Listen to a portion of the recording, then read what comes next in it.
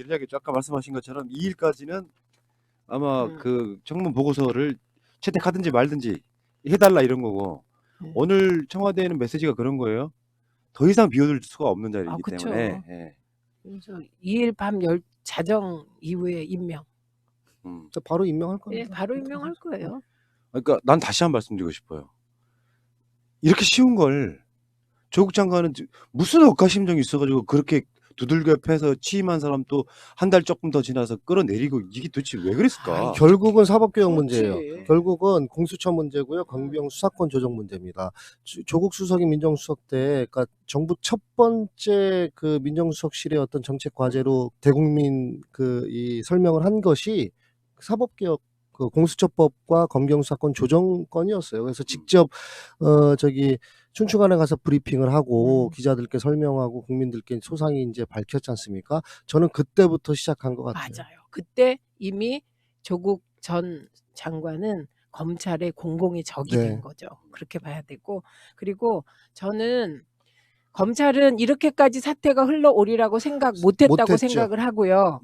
이렇게 흔들면 문재인 대통령이 약간 뭐 우회를 하시거나, 그리고 특히 민주당 쪽에 사실 이런 얘기까지 있었어요. 민주당 의원들의 모든 파일을 다 개별적으로 공개하고 있다, 흘리고 있다, 이런 얘기까지 있었거든요.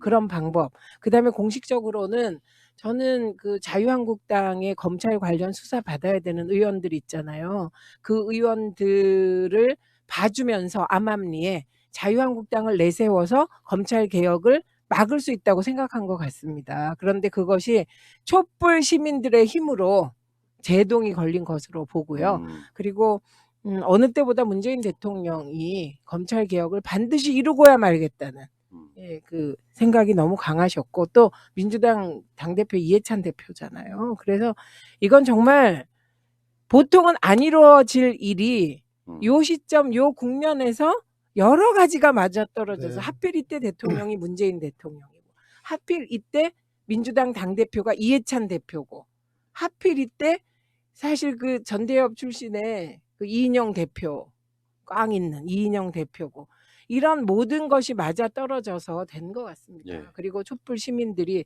딱 맞추어서 그러니까요. 그렇게 촛불을 몇백만이 들어주시고. 저 기분 묘하대요. 제가 그 인사청문회 하는 걸 보는데 저 굉장히 어렸을 때로 기억이 되네요. 노 대통령 탄핵 때니까 그 삼보일비하던 그 기억. 그러니까 사실은 완벽하게 반노의 선봉에 있었던 사람인데 어느 날 정권을 이게 교체하는 데 있어서 가장 중요한 역할을 했고, 그리고 나서 문재인 정부가 가장 어려울 때 가장 어려운 자리를 맡는 그 과정들을 보고 스카프로 다리를 이렇게 묶는 모습을 보면서, 야, 역사는 참 진짜 아이러니하다는 생각까지 한번 해봤습니다. 더 중요한 건 추미애 대표를 당대표로 밀자라는 아이디어를 최초로 내신 분이 문재인 대표셨습니다. 그래서 그 얘기를 했을 때 내부에 반발이 있었겠죠. 속으로 있었습니다. 몇 분. 근데 그거를 끝까지 흔들림 없이 밀고 나가신 분이 그 당시에 문재인 대표셨어요. 요번에 이제 청문회 이제 오전에 시작할 때 약간 뭐 몇 가지 뉴스가 있었잖아요. 여상규 위원장의 어떤 이 아부성, 희한한 그 전과는 전혀 다른 이 사회 진행을 봤고요. 근데 이제 초창기에 계속 이제 이 자료 요청하면서 1억 원, 이 출판비로 지출했던 1억 원, 결국 출판을 못하고 한 거에 대해서 아마도 자유한국당이나 보수 언론들은 '이거 딱 걸렸다.' 이렇게 생각했었을 것 같아요. 그러니까 이제 추미애라는 정치인을 잘 몰랐던 거지. 만만하게 본 거죠. 저거 뭐 우리 기준으로 보면 저거 뭐 대충 이렇게 썼을 텐데, 예? 또 뭐 공익법인이라 해도 뭐 개인적으로 잘 아는 뭐 그 보좌관 출신이든 뭐든지 이렇게 갔을 텐데 상상했던 것 같아요. 근데 그게 아니라는 게 드러나면서 사실 요번 청문회는 본인들이 쳐놓은 덫에 본인들이 그냥 쓰러지는 이런 청문회가 된 거. 근데 이제 앞으로 뭐 청문회장에서 검찰 개혁 등에 대한 이야기를 많이 했잖아요. 추 장관께서. 근데 아까 그 윤석열 사태랑 연결시켜 보면 비어 있는 검사장급 6자리. 이게 사실은 지금까지는 검찰총장이 추천을 하고 그것을 법무부 장관이 청와대에 이렇게 제청하는 형태였던 것 같아요. 음. 근데 만약에 이 인사권을 쌩까버리면 사퇴하지 않을까요? 인사권을 쌩 깐다는 게 무슨 그러니까 말? 말하자면은 해왔던 관행을 아예 아, 무시하고 검찰총장이 다 해놓고 법무부에 내밀면 음. 법무부 장관이 청와대에 제청만 받는 그러니까 서로 상의할 수는 있지만 원래 그 권한은 제청할 권한은 법무부 법무부 장관에게 장관에게 있는 거죠. 그렇죠. 그리고 인사권은 대통령한테 있는 거니까 네. 그거를 협의 없이 그냥 바로 임명하면 순간 사퇴가 되지 않을까 싶어가지고. 그러니까 일단 추미애 내정자가 명확하게 얘기했어요. 그렇죠. 검찰총장은 단순 협의의 대상이지 의상일 뿐이다. 그러니까 의견을 참작하는 의견을 듣는 정도다. 거죠. 예. 예. 그래서 나름 추미애 내정자께서 나름 야망도 좀 있으셔야 돼요. 이제 대선 가셔야지 뭐. 예, 큰 야망이 있으셔야 아니, 그래서 돼요. 예. 그 이제 조국 전 장관도 사실은 청문회 때 검찰개혁에 대한 사법개혁에 대한 강한 의지를 말씀을 하셨잖아요. 그런데 네. 이제 다른 문제들이 막 쏟아지고 그러면서 이제 완전히 혼란스러워졌었는데 그 여태까지 그 법무부 장관 후보자들이나 법무부 장관 출신들이 검찰개혁을 얘기를 한 게 약간 좀 추상적이고 원론적이었다면은 우리 그 추미애 장관 후보자는 매우 구체적으로 국민들이 상상할 수 있게 해줬어요. 인사권에 대한, 그러니까 대통령 인사권에 대한 그 행사와 그다음에 예산, 그다음에 법무부 장관이 갖고 있는 감찰권을 통해서 하겠다.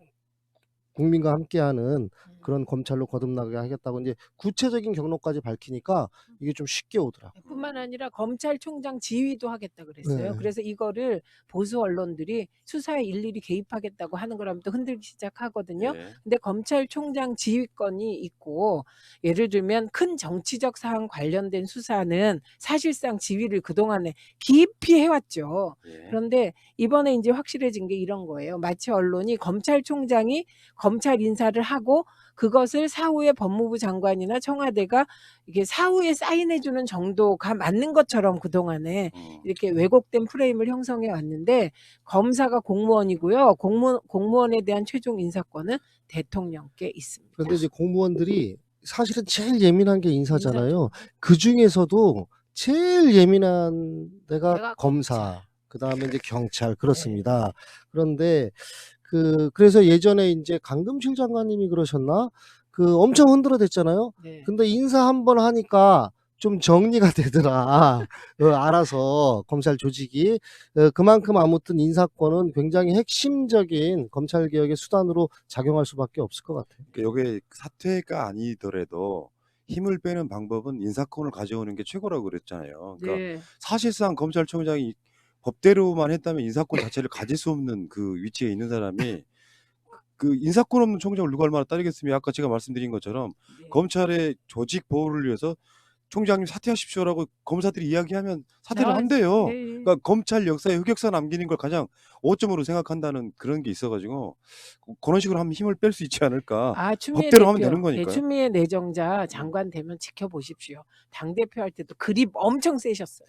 그리고 피의 사실 공표에 대해서도 추당 후보자가 얘기를 했죠. 언급을 했죠. 제가 볼 땐 바로 할 것 같아요. 그래서 그 법무장관 임명이 되면요. 피의 사실 공표가 확인이 되면은 바로 아마 감찰권을 가지고 수사할 거예요. 수사해서 사실은 저거 핸드폰만 털면 다 나오거든요.